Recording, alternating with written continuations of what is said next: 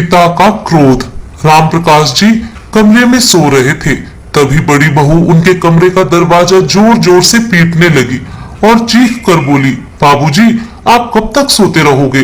नाश्ते का सामान ला दीजिए, सबको जाने के लिए देर हो रही है। यह ऑफिस जाएंगे और बच्चे स्कूल जाएंगे, जल्दी उठिए नहीं तो सबकी छुट्टी हो जाएगी। यह उनके बड़े बेटे जयप्रकाश की पत्नी थी। राम प्रकाश जी न चाहते हुए भी उठ जाते हैं।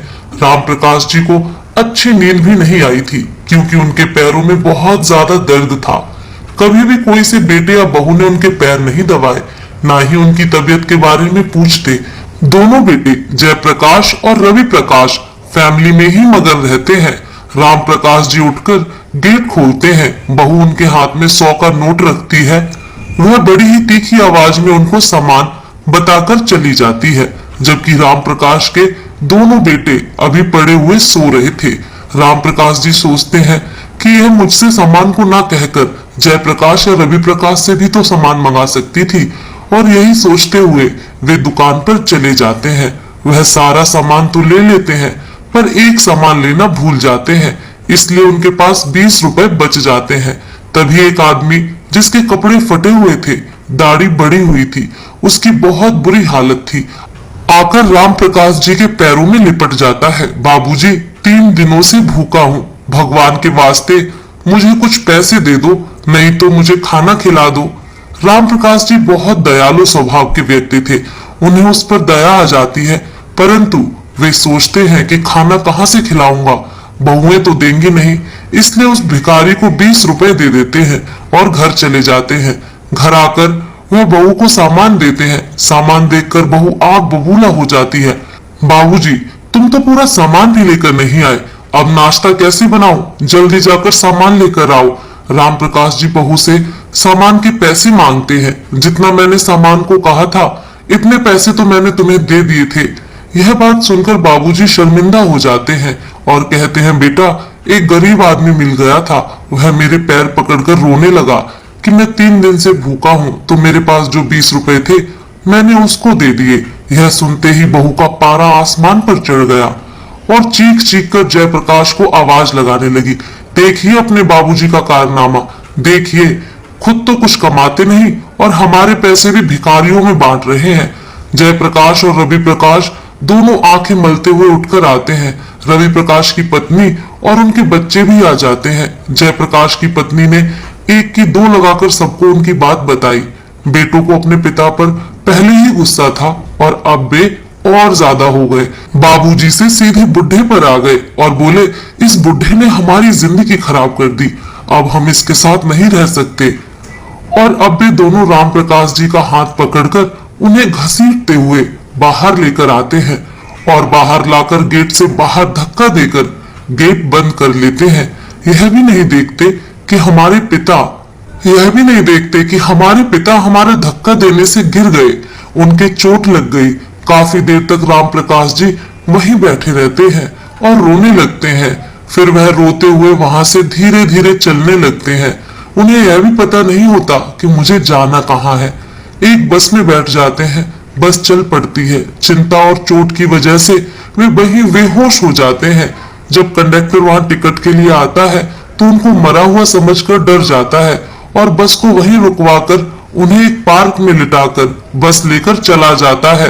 अब रात का समय हो जाता है, आसमान में काले बादल छाए हुए थे, बारिश आने लगती है। उनके ऊपर बारिश का पानी पड़ते ही उनको होश आ जाता है और वह पार्क में ही एक छत वाली जगह पर जाकर बैठ जाते हैं। बारिश में भीगने की वजह से उनको अब ठंड भी लगने लगती है। इतने में एक 24 साल का लड़का वहां आकर बैठ जाता है। वह भी भीग चुका था, लेकिन वह जवान था, इसलिए उसको ठंड नहीं लग रही थी। वह राम प्रकाश जी की ऐसी हालत देखता है, उसको उन पर दया आ जाती है।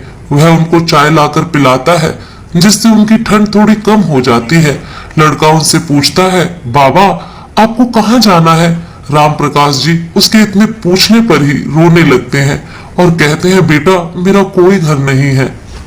लड़का कहता है, बाबा आप इतनी रात को कहाँ जाएंगे, आप मेरे साथ चलिए। राम प्रकाश जी के पास कोई और रास्ता नहीं था, इसलिए उसके साथ जाने को तैयार हो जाते हैं। लड़के का नाम गोपाल था। वह उन्हें अपने घर ले आया। उसका एक कमरे का छोटा सा घर था। उसने राम प्रकाश जी को अपने कपड़े पहनने को दिए और वह खाना बनाने लगा। उसके घर में उसके अलावा कोई नहीं था। गोपाल ने राम प्रकाश जी को खाना खिलाया। राम प्रकाश जी गोपाल से उसके बारे में पूछने लगे। वह कहता है कि मैं अपने माँ बाप का इकलौता बेटा हूँ। मेरे माँ बाप एक एक्सीडेंट में चल बसे। अब मैं इस दुनिया में अकेला हूँ। राम प्रकाश जी को उसकी कहानी सुनकर बहुत दुख होता है। अब गोपाल उनके बारे में पूछता है। राम प्रकाश जी अपने अतीत में चले जाते हैं। मेरा नाम राम प्रकाश है। मैं एक कंपनी में अच्छी पोस्ट पर था, लेकिन वह कंपनी प्राइवेट थी। मेरी पत्नी बहुत खूबसूरत थी और उसका व्यवहार और भी अच्छा था। हमारे 2 बेटे हुए। हमने दोनों बेटों को अच्छे स्कूल कॉलेज में पढ़ाया। मुझे खाना बनाने का बहुत शौक था। अक्सर नई नई डिश सबको बनाकर खिलाता। हमारी घर गृहस्थी बहुत अच्छी चल रही थी, क्योंकि मेरी पत्नी बहुत अच्छी थी और सबका बहुत ज्यादा ध्यान रखती थी। फिर हमने बड़े बेटे की शादी कर दी। उसकी बीवी को घर गृहस्थी के काम में ज्यादा दिलचस्पी नहीं थी। मेरी पत्नी और मैं मिलकर ही खाना बनाते। अब दोनों बेटे अच्छी नौकरी पर थे। मेरा रिटायरमेंट का समय आ गया। रिटायरमेंट से जो पैसे मिले, हमने उन पैसों से छोटे बेटे की शादी कर दी। हमने सोचा कि हमें पैसों की क्या जरूरत है, हमारे दोनों बेटों की अच्छी नौकरी है, हमारा खर्चा अब हमारे बेटे उठा लेंगे। परंतु हमारी दूसरी बहू भी अच्छी नहीं आई। सारा दिन अपने कमरे में पड़ी रहती। पूरा खाना बनाने की जिम्मेदारी मेरी पत्नी के ऊपर आ गई। जब मैंने अपने बेटों से कहा कि घर का सारा काम हम दोनों ही करते हैं, थोड़ा बहुत काम अपनी पत्नियों को भी करने को कहो, तो फिर गुस्से से बोले, आप दोनों खाली तो रहते हैं, अगर घर का काम आप कर लेंगे तो कौन सी आफत आ जाएगी। वह हमारे खर्चे को एक भी पैसा नहीं देते थे। मेरी पत्नी ने इस बातों को इतनी टेंशन ली कि वह चल बसी। अब मेरा ध्यान कोई नहीं रखता था। दोनों बहुओं ने अब रसोई पर अपना अधिकार कर लिया। मेरे रसोई में घुसने पर हंगामा हो जाता। मैंने रसोई में जाना बंद कर दिया। सबके खाना खाने के बाद मुझे खाना दिया जाता और अपने साथ खाने पर बैठने नहीं देते थे। इसी तरह दिन गुजर रहे थे। एक दिन मैंने सिर्फ 20 रुपए एक भिखारी को दे दिए और इस बात पर हंगामा हो गया और मेरे बेटों ने मुझे घर से धक्के मार कर निकाला। इतना कहते कहते राम प्रकाश जी फिर से जोर जोर से रोने लगे। गोपाल ने उन्हें बहुत मुश्किल से गले लगाकर चुप किया। फिर उन्होंने गोपाल से पूछा, अच्छा बेटा तुम क्या करते हो? गोपाल ने कहा, बाबा मैं एक रेस्टोरेंट में खाना बनाने का काम करता हूँ। माँ बाप का देहांत होने के बाद अपना खाना खुद बनाता हूँ। पहले तो खाना अच्छा नहीं बनता था, लेकिन मैंने धीरे धीरे कहीं कहीं से सीखकर खाना बनाना सीख लिया। अब मैं बहुत अच्छा खाना बनाता हूँ। हाँ बेटा, तुमने खाना बहुत अच्छा बनाया है, राम प्रकाश जी बोले। इतना सुनते ही गोपाल एक बार फिर राम प्रकाश जी से लिपट गया और रोकर कहने लगा, बाबा इस दुनिया में मेरा कोई नहीं है। मेरे पिता का देहांत हो चुका है। मैं अकेला हूँ। क्या आप मेरे साथ मेरे बाबा बनकर रहेंगे? इतना सुनते ही राम प्रकाश जी ने भी गोपाल को रोते हुए गले लगा लिया और बोले, मैं तुम्हारा बाबा बनकर तुम्हारे साथ ही रहूंगा। गोपाल की आंखों में भी आंसू थे। बाबा खुद भी चुप हो गए और गोपाल के भी आंसू साफ कर दिए। अब सो जा, सुबह तुझे नौकरी पर भी जाना होगा। राम प्रकाश और गोपाल दोनों सो गए। अब सुबह होते ही राम प्रकाश जी जल्दी उठ जाते हैं और गोपाल के लिए घर में रखे सामान से ही नाश्ता बनाते हैं। उसके बाद गोपाल को उठाते हैं। गोपाल उठकर राम प्रकाश जी को अपने पास बिठाता है और कहता है, बाबा आप बैठो, मैं आपके लिए नाश्ता बनाता हूँ। राम प्रकाश जी कहते हैं, बेटा उसकी कोई जरूरत नहीं है, मैंने नाश्ता पहले ही बना दिया है। गोपाल को बहुत हैरत हुई। राम प्रकाश जी बोले, चलो अब जल्दी से नहाकर नाश्ता कर लो। इतने में गोपाल नहाकर निकला। तब तक राम प्रकाश जी ने नाश्ता टेबल पर लगा दिया। गोपाल ने जैसे ही थोड़ा सा खाना खाया, उसकी आंखें आश्चर्य से खुली की खुली रह गईं। इतना अच्छा खाना उसने जिंदगी में पहली बार खाया था। उसने बाबा के नाश्ते की तारीफ की और बाबा को थोड़े से पैसे देकर अपने काम पर चला गया। राम प्रकाश जी बाजार गए और घर इस्तेमाल का सामान ले आए। दोपहर को उन्होंने खाना नहीं बनाया क्योंकि सुबह का नाश्ता बचा हुआ था, वही उन्होंने खा लिया। उन्होंने पूरे घर की सफाई की क्योंकि गोपाल अकेला रहता था। सुबह अपने काम पर चला जाता, रात को वापस आता, खाना रेस्टोरेंट में ही खाकर आता, आकर पढ़कर सो जाता। शाम के समय राम प्रकाश जी ने रात का खाना बनाया। जब गोपाल आ गया, दोनों ने मिलकर खाना खाया, परंतु राम प्रकाश जी ने खाना ऐसा बनाया हुआ था कि गोपाल बिना तारीफ किए नहीं रह पाया।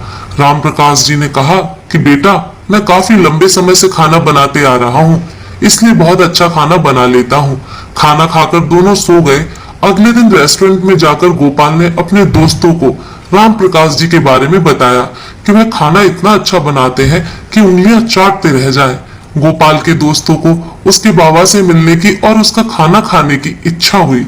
उन्होंने गोपाल से उसके घर जाने को कहा कि शाम को हम भी तुम्हारे बाबा के हाथ का खाना खाने तुम्हारे घर आएंगे। जब बाबा ने सब लोगों को देखा तो खुश हो गए। उन्होंने सबको खाना दिया, परंतु उन्होंने सबको थोड़ा थोड़ा खाना दिया, क्योंकि उन्होंने इतने सारे लोगों के लिए खाना नहीं बनाया था। खाना खाकर उसके दोस्तों की आंखें खुली की खुली रह गई। उन्होंने बाबा की खूब तारीफ की। बाबा से कहने लगे, बाबा, आप हमारे साथ हमारे रेस्टोरेंट में काम करिए, खाना हम बना लिया करेंगे, आप सिर्फ हमें बता देना। बाबा कहने लगे कि नहीं बेटा, अगर मैं रेस्टोरेंट में लगूंगा तो हमारी सैलरी बंद कर रह जाएगी। हम अपना बिजनेस शुरू करेंगे, हम टिफिन सप्लाई करेंगे घरों में, दफ्तरों में और बाकी जगहों पर। आप वहां जाकर पता करो। गोपाल के दोस्त कल वापस आने का वादा करके चले गए। बाबा ने गोपाल को भी काम पर जाने से मना कर दिया। अगले दिन गोपाल और उसके दोस्तों ने जाकर ऑफिस और दफ्तरों में पता किया किस किस को लंच या डिनर चाहिए। बहुत लोग थे जो घर का खाना खाना चाहते थे, इसलिए उनके पास काफी ऑर्डर हो गए। अगले दिन गोपाल रेस्टोरेंट जाकर अपनी सैलरी ले आया। उसे उन्होंने टिफिन और कुछ खाने पीने की सामग्री खरीदी। उसके बाद गोपाल बाबा ने मिलकर सभी ऑर्डर को पूरा किया, लेकिन पहुंचाने में गोपाल के दोस्तों ने उसकी सहायता की। जिसने भी उनका खाना खाया तारीफ किए बिना नहीं रह सका। उनके पास ज्यादा टिफिन का ऑर्डर आने लगा। गोपाल ने अब अपने दोस्तों को भी सैलरी पर अपने साथ लगा लिया। 1 महीने में ही उनके पास काफी इकट्ठे हो गए। अब राम प्रकाश जी ने एक होटल की जगह किराए पर ली और गोपाल और उसके दोस्तों को होटल पर काम पर लगा लिया, लेकिन सप्लाई का काम भी वह करते रहे। धीरे धीरे उनका होटल अच्छे खाने की वजह से मशहूर हो गया। राम प्रकाश जी और गोपाल के पास अच्छे पैसे जमा हो गए। उन्होंने अपने होटल की जगह खरीदी और काम शुरू किया। उन्होंने वहां पर लोगों के लिए दिन रात को ठहरने की भी जगह बनाई।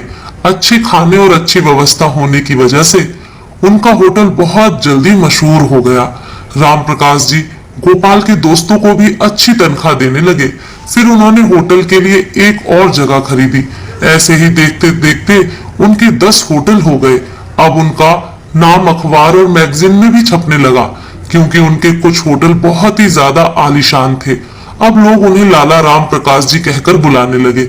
इतनी जल्दी तरक्की कोई नहीं करता है, परंतु राम प्रकाश जी ने की।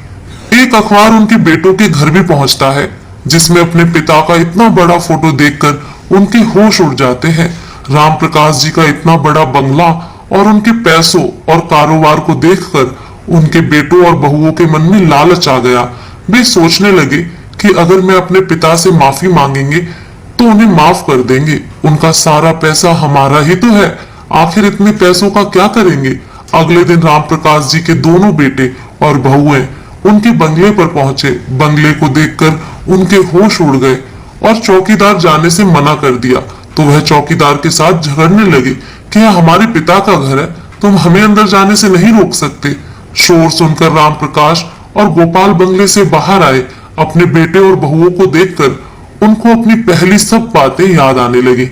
राम प्रकाश जी को देखकर उनके बेटे कहने लगे कि पिताजी देखिए, हम आ गए, अब हम भी आपके साथ रहेंगे। राम प्रकाश जी कहने लगे कि मेरा सिर्फ एक ही बेटा है, और गोपाल को गले लगा लिया। उन्होंने चौकीदार से कहा कि मैं इन्हें नहीं जानता और इन्हें धक्के मारकर बाहर निकाल दो। अब उनके बेटे और बहुएं अपने किए पर पछताने लगे।